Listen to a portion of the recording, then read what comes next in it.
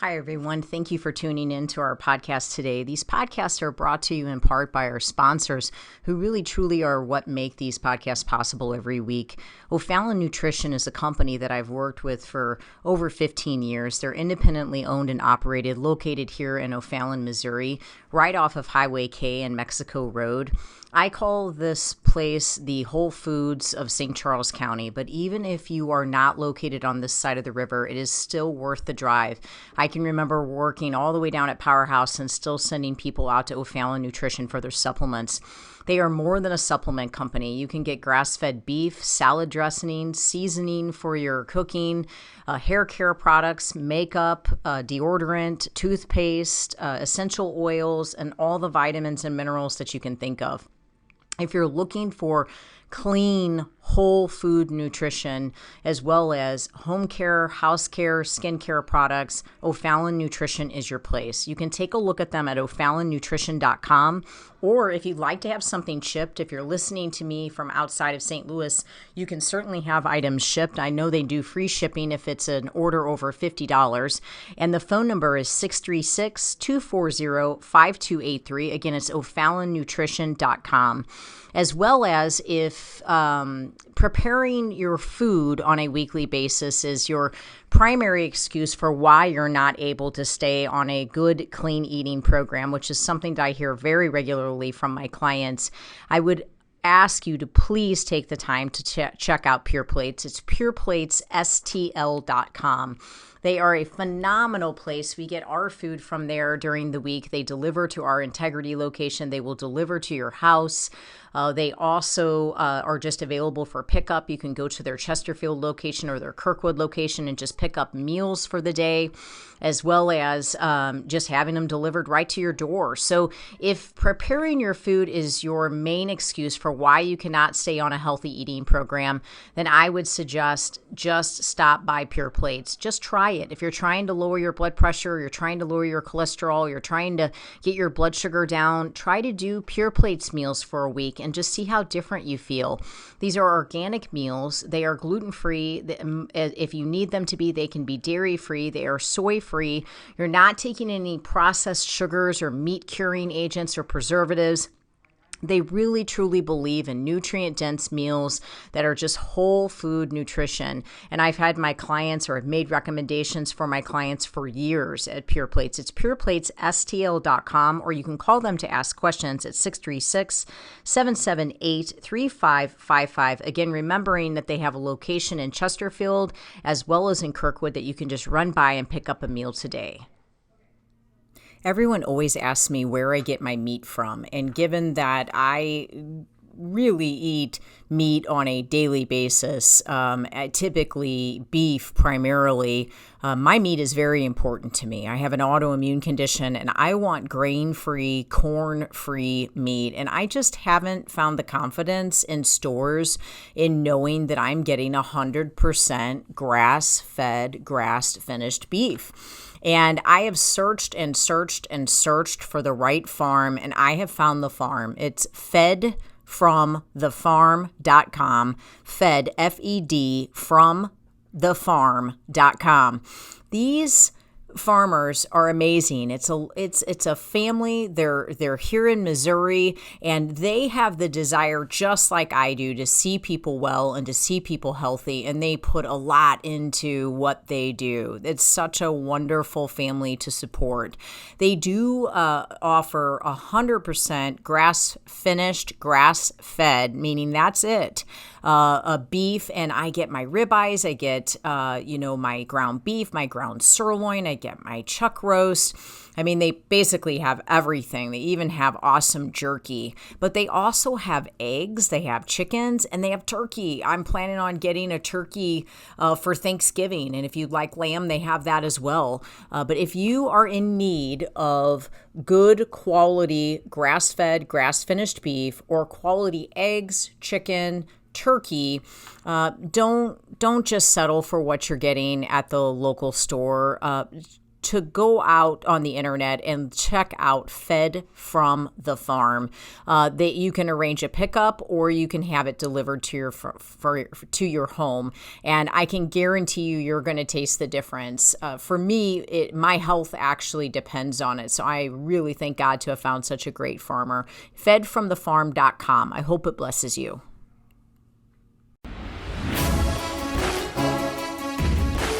Welcome to Faith, Fuel, and Fitness, the Integrity Way, with your hosts, John and Debbie Morris from Integrity Training Systems. Good afternoon, everybody. This is John and Debbie Morris with Integrity Training Systems on Real Talk 93.3. We always like to start the show by talking about what it means to be a warrior. And a warrior is a brave or experienced fighter. I always like to talk every week about how you don't actually have to be brave to be considered a warrior. It says "or" in the dictionary. So just by proxy of having been experienced with anything in life, you are qualified as a warrior. You had to fight some kind of battle. I mean, I don't know of anybody who's made it to any point in their life without having something that they have to overcome. So we always like to talk about either what Debbie and I have had to overcome recently or even experiences with clients, and just kind of give you a little bit of hope that if other people are dealing with the same things or similar issues and they're overcoming, that you can as well. So Debbie, why don't you start us off talking about either yourself or someone else that you've been working with recently? I feel like I often hog this segment. And so I want to start with you because because I feel like each week it's like I take up like 8 minutes and you get 2 minutes to talk about what the quality of your, warriorship. And I just think you're an awesome guy and you just have incredible testimonies. And I just think it's worthy of speaking about, and although I'm sure I have something I can add to it, I think it'd be great to give you the opportunity to maybe talk a little bit more than me this week. I was talking this, we were just recently in Rosemary Beach, Florida, and we had our friends and family members, also their trainers for us at our gym. They came down with us, and we were talking a little bit about just life, just things that you overcome in general. And I've had different times that people have told me that I should write a book about what I've overcome in life. And it makes me laugh, because I'm like, nobody wants to know my story to the extent of reading a book about me. That's ridiculous. It's just my life. Like it's not been anything crazy. It's just what it is. It's what's gotten me to this point. Everybody has something that they've been through. But we were sitting and talking, and we took it all the way back to when I was a child. And I was just a couple years old. I think I was 3, and I actually fell face first into a bonfire. And when I came out of this bonfire, I actually only had burns on the bottom of my hands, and it really wasn't that extreme. They were just kind of reddened and, hurt and bothered. And as a 3-year-old who knew nothing about Christ, nothing about God, I gave God the glory for it. It's actually what got my parents back into church. And so we went all the way back to falling into this bonfire, which then led to me talking about how I was a sickly baby. And my mom actually had to quit her job. She had a good paying managerial job at the time.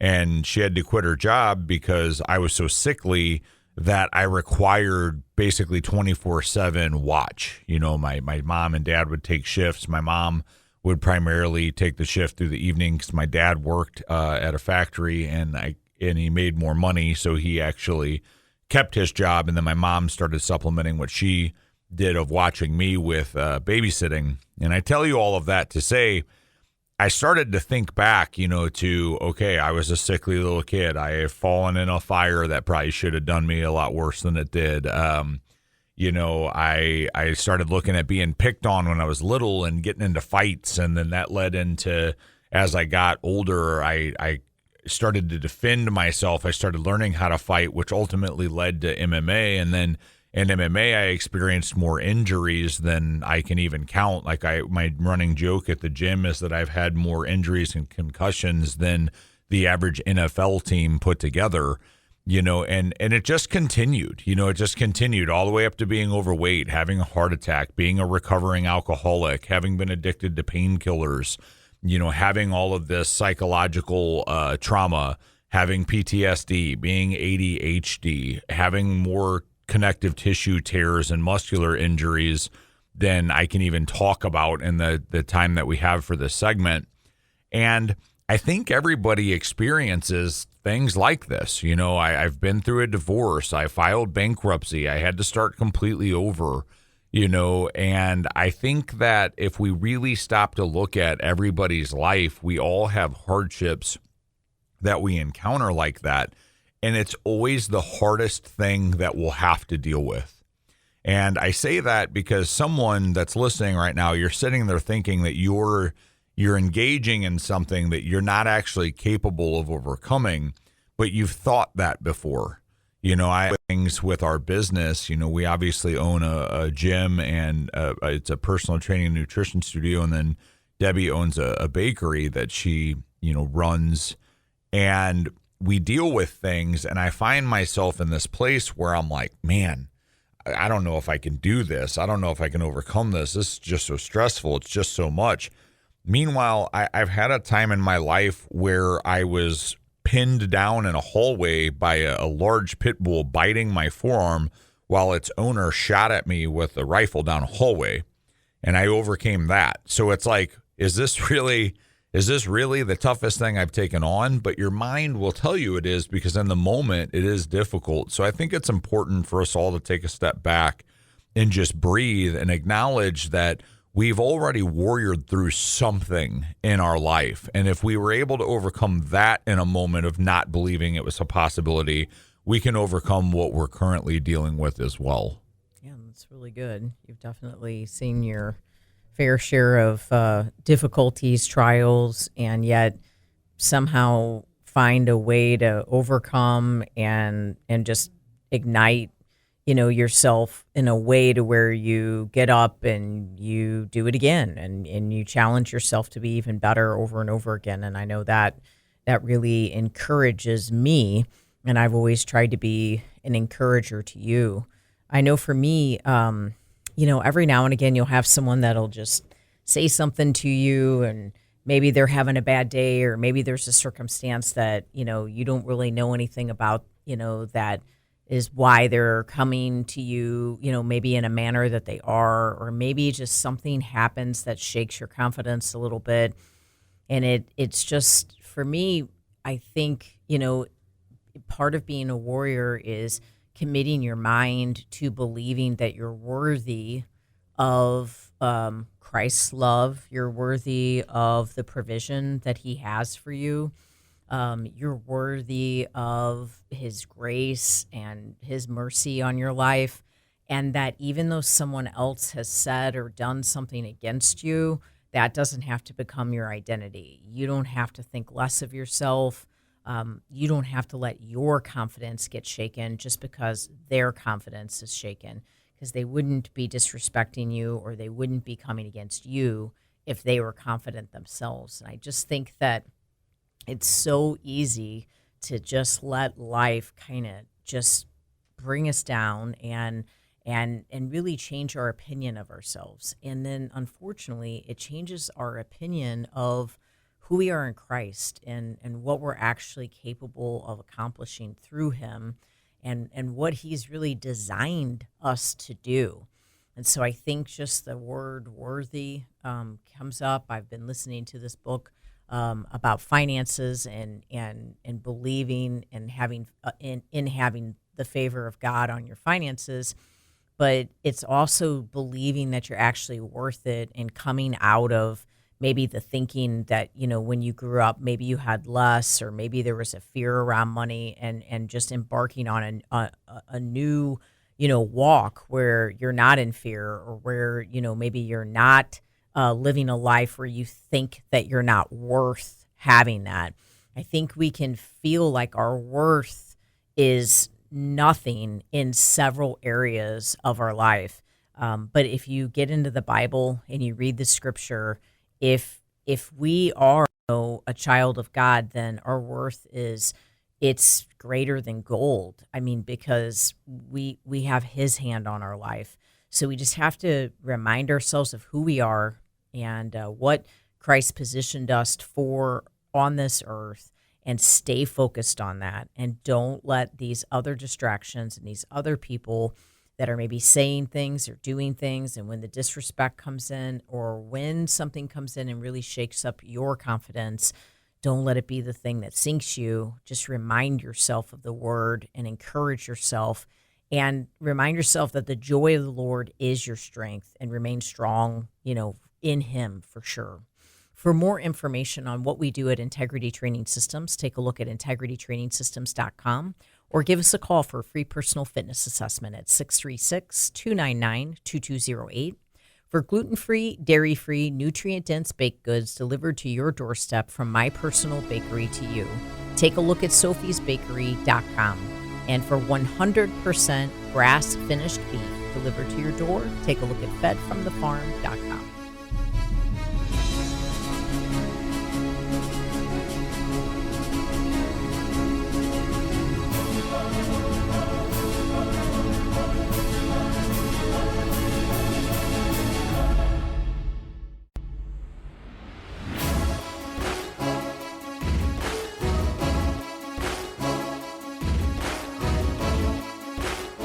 Welcome back, everybody. This is John and Debbie Morris with Integrity Training Systems on Real Talk 93.3. I want to talk a little bit about fasting today. I think that it has become something that I would say in the last couple years, at least, has become a catchphrase or a key word that you hear in the health and wellness industry. Unfortunately, I do think that there is a lot of information around fasting that is incorrect. And I also believe that some people believe fasting to be just not eating, like, oh, I'm just fasting. And it's like, no, you're actually starving yourself. You haven't ate anything. Like, that's not going to be healthy. So Debbie, can you just kind of define like what fasting is for us, kind of nutritionally, what it means to appropriately fast? I think there's lots of different ways of looking at fasting. Obviously, fasting is just not eating, and keeping yourself, but from taking in calories. But at the end of the day, nutritional fasting really has more to do with setting the body up to achieve a state of autophagy. So the benefit of fasting is truly autophagy. And what autophagy is self-eating. So ultimately self-eating sounds somewhat ridiculous. So if we we're not typically walking around saying, well, I'm today self-eating, but the whole point of fasting is to clean house on the inside. So that internal cleaning is to get rid of any old, ugly, dead cells, proteins that should not be in there. And usually those particular cells are the types of things that actually manifest themselves into disease. So as we fast, we go to bed and we decide, okay, I'm not taking in any calories. I'm not putting anything in my coffee. I'm not, having anything for breakfast. I am simply fasting. And let's say we go to bed at 10 o'clock and we decide we're going to fast until 10 o'clock the next day, or maybe we're going to fast until noon the next day. Because we're not adding any calories, we're not flipping off that autophagy switch. So we're taking autophagy from being 8 hours and we're extending it to being 12 hours. And the benefit of that is that we clean house longer.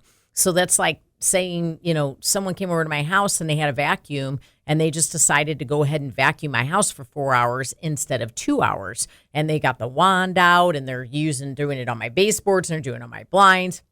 I think we'd be thrilled with the results of that. Well, I think you will be thrilled with the results of what happens if you extend your fast, if you truly extend your fast and you do not break the fast. Now, that would mean that you would be allowed to drink water. You could have black coffee. You could have tea. We can't add any sugar. We can't add any creamer to these. But fasting is a very healing method. It truly can bring on a calm to the immune system It can get rid of toxins that are creating disease. But you have to make sure that your body is in a relatively fat adapted state to really be able to efficiently fast. If it's not, if you set yourself up to where, you're, really carb driven or insulin driven, then what you're ultimately going to end up doing is you're probably going to have a really difficult time with a fast. You're going to wake up the next day and your body's going to be really desiring after sugar. You're probably going to feel a little hypoglycemic. Like, it's just not going to be a positive situation when you're trying to fast. So I normally tell a person when I meet with them, I don't want to fast you right off the bat. That's not my goal. I want to actually get you to an efficient place with your food and get you to an efficient place with your blood sugar and make sure that you have blood sugar stability. Then I will fast. If you don't have blood sugar stability and you're trying to fast, what you can do is you can actually cause more stress on the body than benefit. So you can set your body up to have almost like an adrenaline response, therefore a cortisol response when you fast if the body's not really equipped and ready to fast. Like if I had jelly beans before I went to bed the night before, the next day when I try to fast, like I'm going to be really messed up because I blew up my blood sugar before I went to bed. And I'm kind of like in this major hole with my blood sugar, and I'm going to try to go all day long without eating. That's going to be really tough, and it's actually going to be a stressor for my body. But if I had a really nutrient-dense dinner with quality fat, with quality protein, good fibrous carbohydrates, all very slow to raise my blood sugar, all very slow to drop my blood sugar, then I'm going to wake up and I'm going to be in this really good spot where I'm going to be able to extend my fast. Then my body is more likely to go to access stored body fat and to try to use that as my energy source all throughout the day, which is kind of what fat adaptation means. So let's say that we do that, you do get to a point where you have someone that is properly fasting, not someone who, like you said, just starting out, you're deciding to have them have a large window of not eating. What would be the proper way to break a fast like that? And that's something to be very cautious with, because if you just start piling food in, you actually can negate a lot of the benefits that you just tried to achieve from that fast. So if I just am like, oh gosh, I went all day long, without food, I can't wait to go get a Big Mac. Whatever I'm having, if it's just too high carb or if it's, has a lot of sugar in it, then I'm going to end up creating an insulin response, and I'm going to create inflammation in the body from that insulin response. So I'm ultimately going to end up having an adrenaline or cortisol response either way. So it's definitely important. What I normally recommend is that you start with fat and protein. So let's say you take your protein, from that meal and have some olive oil on top of that. Start with that. And then an hour later, have fibrous vegetables. Maybe you have a green salad with a little bit more olive oil on it, or a little bit of avocado on it, or maybe you have some roasted vegetables with olive oil. And then that's it. Just start with that. Don't have a lot of sugar. Don't have a lot of starch. And then maybe go 3 to 4 hours. If you did a dinner fast, you would just have that, and then you would go to the next day. I also feel like bone broth with that dinner, or making a big soup with that dinner, is great because it's so nourishing. It replaces your electrolytes. It replaces a lot of the minerals that you didn't get in that day throughout your fast. So making a big pot of vegetable soup for the evening, and then having a little bit of meat with it, or a little bit of fish with it, or maybe a couple eggs scrambled with it. That's a great way. But again, start with the protein, half hour to an hour later, then move to the fibrous vegetables. That's an excellent way of going about that. Now, this is what we do. This is our 6-month nutrition program. It's not just about fasting, but these are the types of things that we explain to you. Yes, you may watch someone on Instagram and they talk a little bit about fasting and you dabble in a little bit. But again, what if you're missing some of these things? Easy to do wrong. Right. Yeah. What if you're not doing it in the way that's really most effective for your body, and you're actually harming yourself more than helping yourself? That's exactly what we do with our 6-month nutrition program. We tell you exactly what to eat, where to buy it from, what to order when you eat out, what to do when you're traveling, what you should be drinking, and any vitamins or minerals you should be taking. For more information on a 6-month nutrition program with us at Integrity Training Systems or a free personal fitness assessment with any of our personal trainers, take a look at integritytrainingsystems.com or give us a call at 636-299-2208. For gluten-free, dairy-free baked goods delivered to your doorstep from my personal bakery, take a look at sophiesbakery.com and 100% grass-finished beef from fedfromthefarm.com.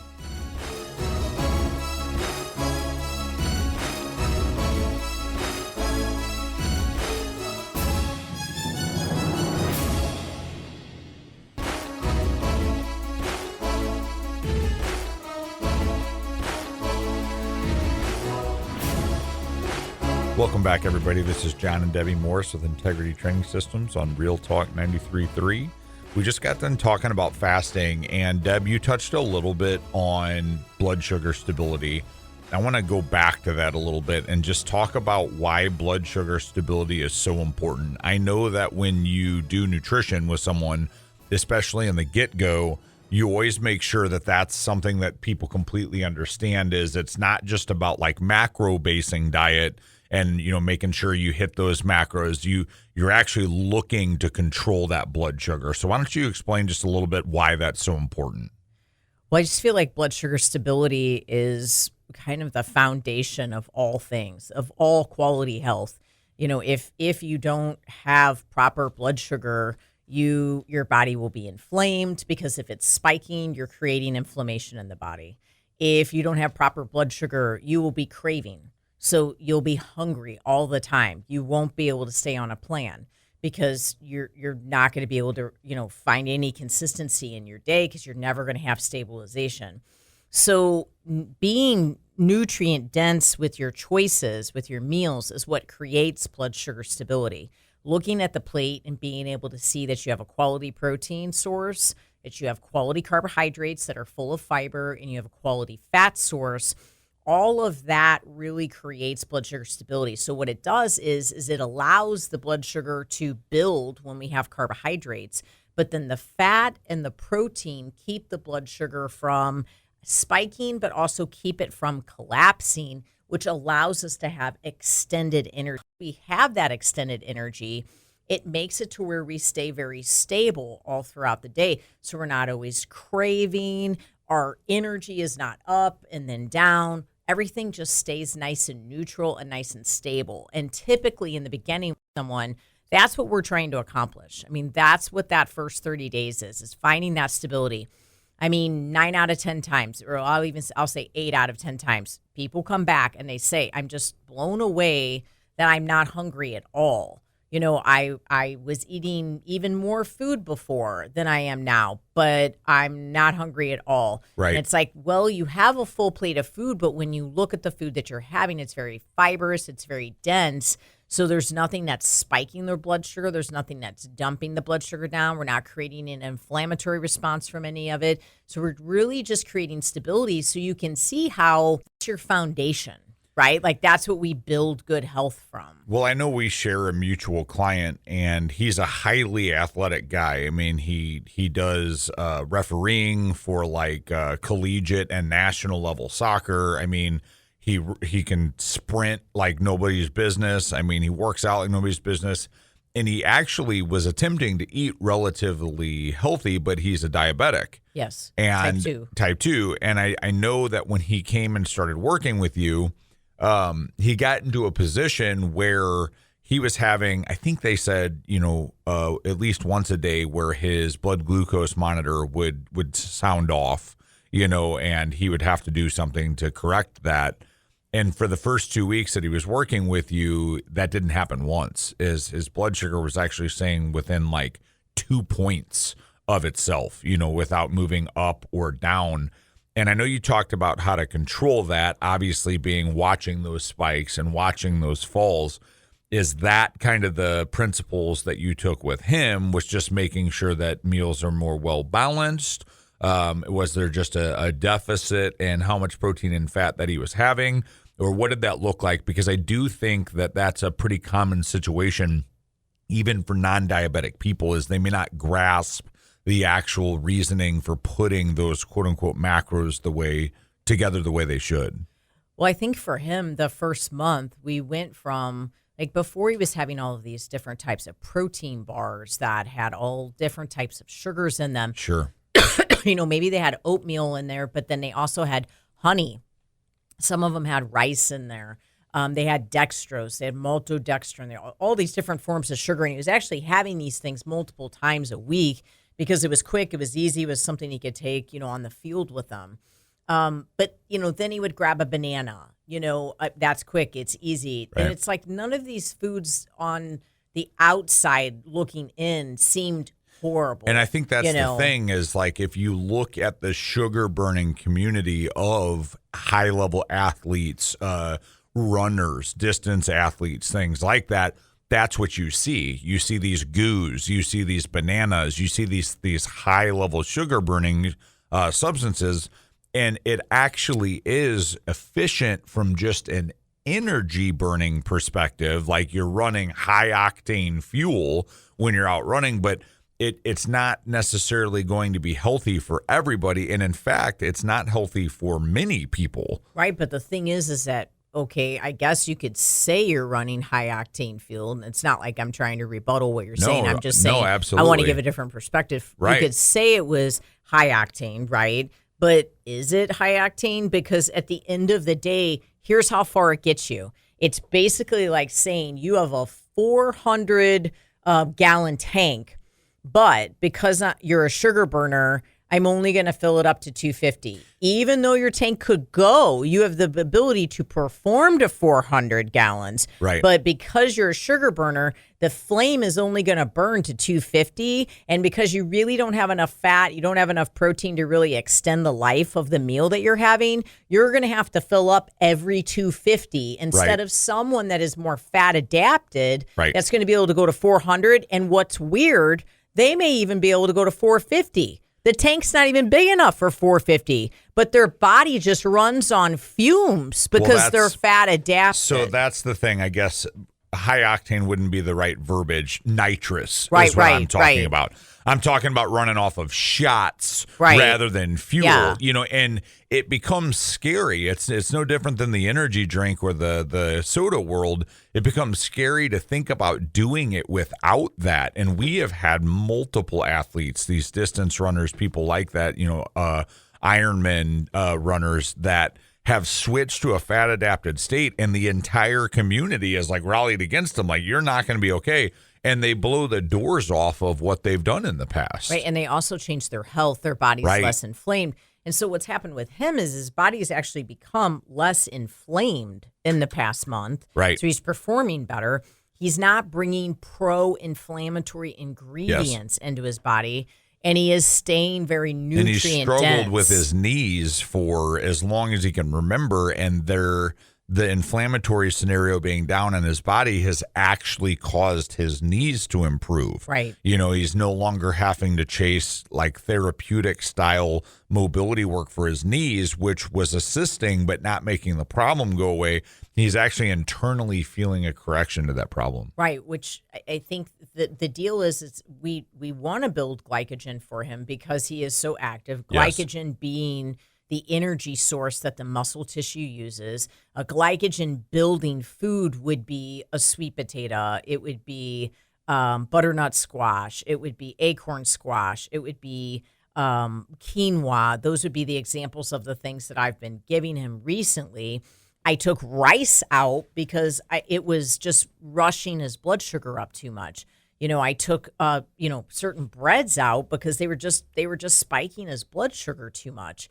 And now he's just very, very neutral. He's really feeling like everything is very level. In fact, one medication he doesn't have to use. He was on 3 medications. And then the hope is that, we'll just keep reducing those medications. So it'll be less and less and less. And what you'll see in those circumstances when someone's dealing with the blood sugar issue is you'll actually see their blood pressure change at the same exact time because the body isn't inflamed. You're not having these insulin spikes. You're not drawing fluid into the body on a regular basis. So you're just not dealing with as much inflammation. I mentioned a little bit about, soda and energy drinks as well. And I want you to just kind of explain in the last few minutes here, what effect does caffeine have on the blood sugar? Because I do believe that even people that have kind of grasped this concept of blood sugar regulation, as far as like potentially watching that crash, even if they don't know that's what they're doing, of macronutrienting, making sure they put proteins and fats with their carbohydrates and their starches, they may not understand that there is an element that caffeine has as well, because I know a lot of the world still runs off of pots of coffee. Right. I wore a continuous glucose monitor recently for 2 weeks. It was my third time doing it. I think they're a fantastic tool. If you have a doctor that would be willing to call one in for you, it's really, really worth trialing it. But I drink 1 cup of decaf coffee in the morning. I use the brand Bulletproof. I try to, have a pesticide mold-free coffee when I drink, but I always drink decaf. And I put a little bit of coconut milk in there, a little bit of stevia, pure stevia. There's no other ingredients other than stevia. And it is the only time of the day when my blood sugar would spike. And this is decaf, so this is something, it's not caffeine free, but this is something with a much lesser very low caffeine element than a caffeinated cup of coffee. Right. So ultimately, the only time of the day, and you can see I posted it on my Instagram and my Facebook in the past week. You can see the line. It's just straight across. But in the morning, it spikes, it goes up to almost 150, and then comes back down, and then I just stay in that 90 to 105 range. Another thing that's interesting about that is you're not putting any carbohydrates in with that. You're not adding sugar, and you are actually adding a fat. And you use a decent amount of the unflavored coconut milk. So it's like, if you're looking at the fact that there's a fat addition to that, if people are using these sweeteners and these sugars or these, sugary milks or, things of that nature, there's an even larger spike that's coming there. So what you're drinking to actually produce energy or create a wake-up effect could actually be causing a blood sugar spike, and then in that crash or that fall be creating fatigue. Absolutely what it's doing. That's exactly what it's doing. You just have to be so cautious with caffeine. Really small amounts of caffeine, just very lightly added into your day. It's just really important to pay attention to how your body is being impacted by it. I mean, I'm the prime example of I have no reason for my blood sugar to go up. I have no foods. I mean, it wasn't going up from fruit. It's not going up from a starch. It is legitimately only going up from that cup of decaf. So really watch, because you're having an adrenaline response. And insulin impacts so many different parts of your body. Of course, it causes inflammation, but it can throw your hormones off. I mean, it can throw your brain off. Your neurotransmitter levels can get thrown off if your insulin levels are off. So you have to think, if I'm bringing, maybe my food's okay, but if I'm bringing caffeine in every 2 hours, every 3 hours, and of course, if you're putting garbage in with that caffeine, you're setting yourself up to not just throw off your blood sugar, to actually create inflammation in the body, to actually throw off your hormones, to really create an imbalance all throughout your body, maybe even throw off your brain and become more anxious, or, maybe have instability with your mood. Maybe 1 hour you're anxious and the next hour you're feeling down. These are the types of details that we really focus on with our nutrition program. We have a 6-month nutrition program at Integrity. For more information on that, or to have a free personal fitness assessment with any of our personal trainers, please take a look at integritytrainingsystems.com or give us a call at 636-299-2208. For gluten-free, dairy-free baked goods delivered to your doorstep from my personal bakery, take a look at sophiesbakery.com, and my favorite farmer, 100% grass-fed beef, all that we eat in the Morris house, fedfromthefarm.com.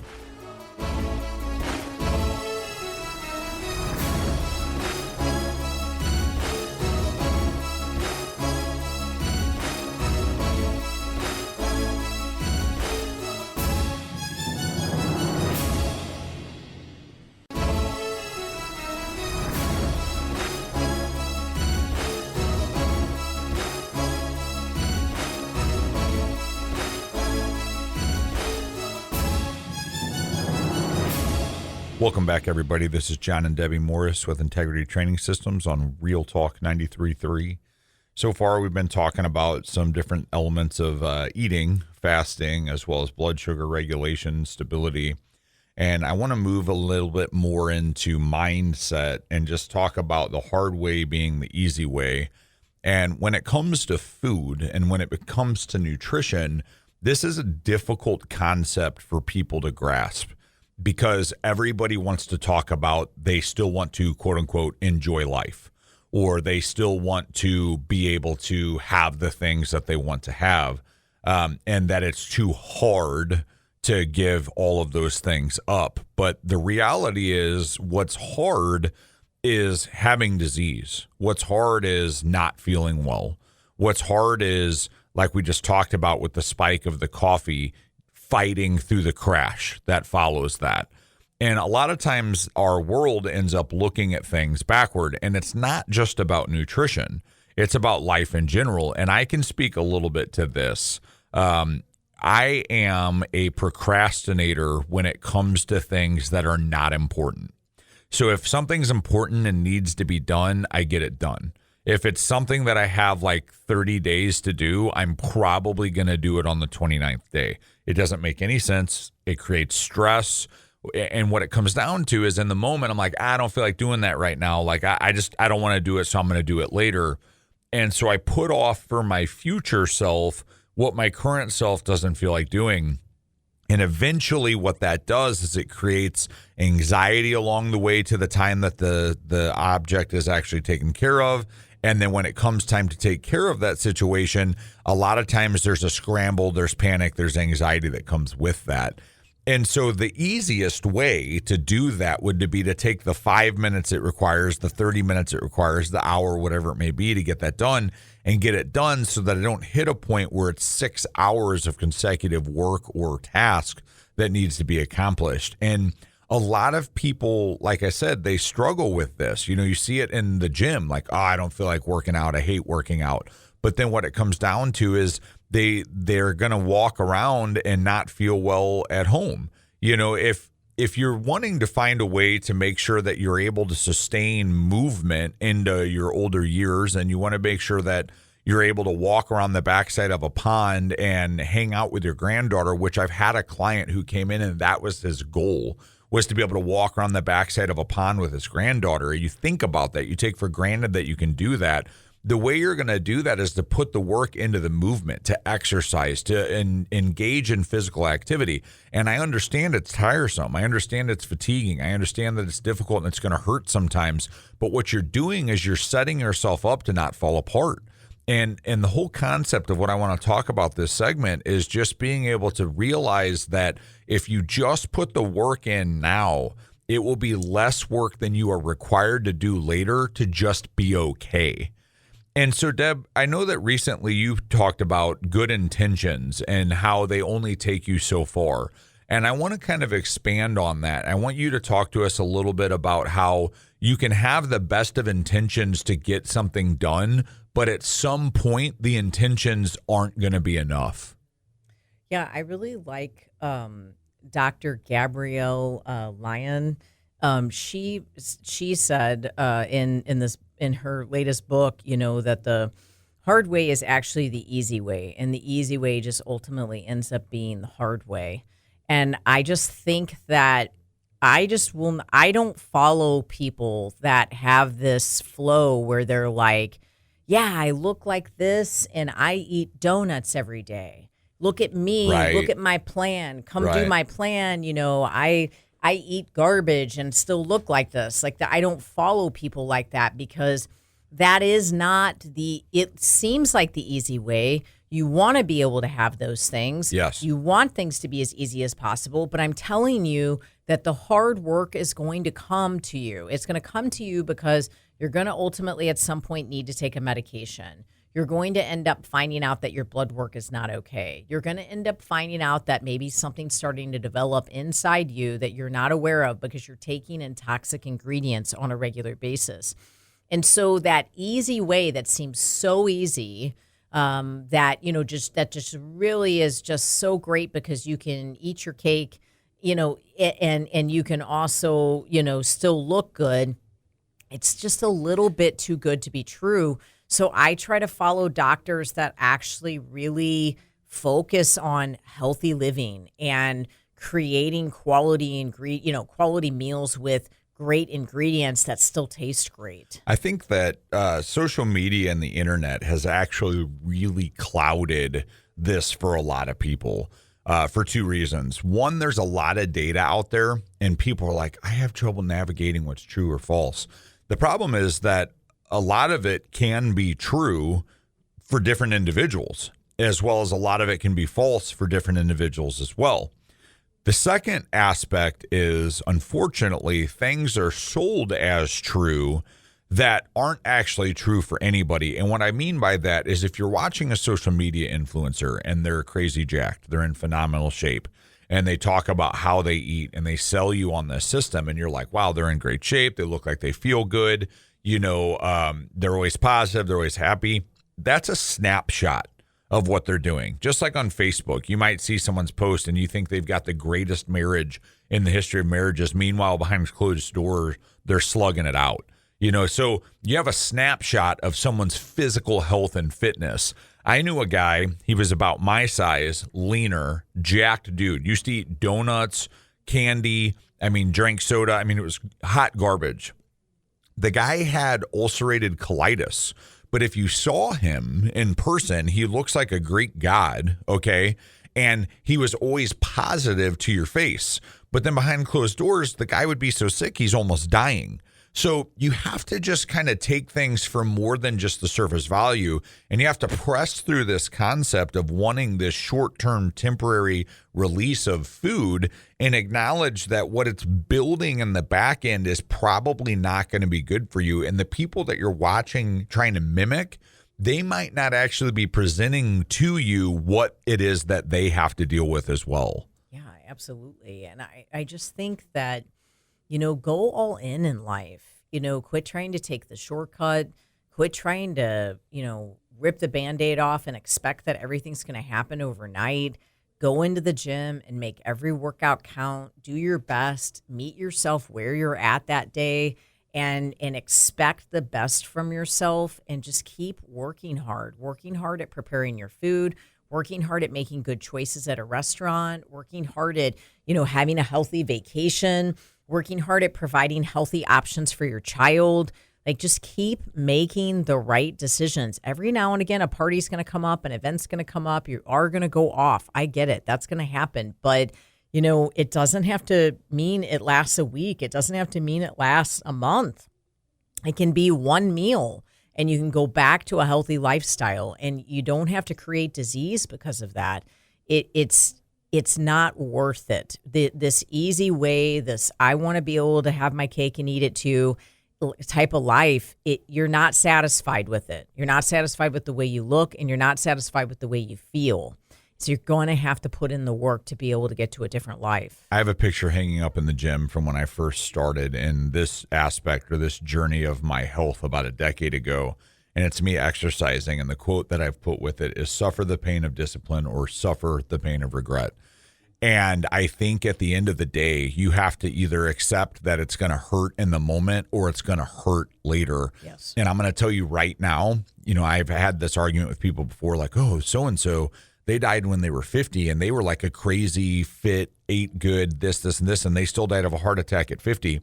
I guarantee you, if you went to them, if you could resuscitate them and bring them back to life, you would have pretty close to a 0% chance of those people telling you that they wish they had just went ahead and been unhealthy. Right, because they probably would have died at 40. Because they would have probably died sooner. Right. But I can also tell you on the flip side of that, I have talked to multiple people that have been in their deathbeds and or talked to people who have had relatives there that wish they would have done life a little healthier or done life a little different. We've talked to so many people that way, and we don't want you to be that person.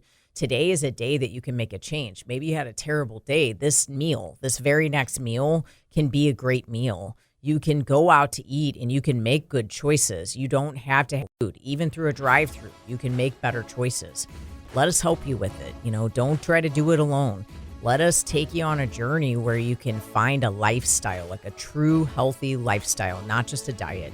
For more information on a 6-month nutrition program with us, please take a look at integritytrainingsystems.com, or to meet with a personal trainer for a free personal fitness assessment, please give us a call at 636-299-2208. For gluten-free, dairy-free baked goods delivered to your door, take a look at sophiesbakery.com and 100% grass-finished beef fed from the farm.com. Thank you so much for listening.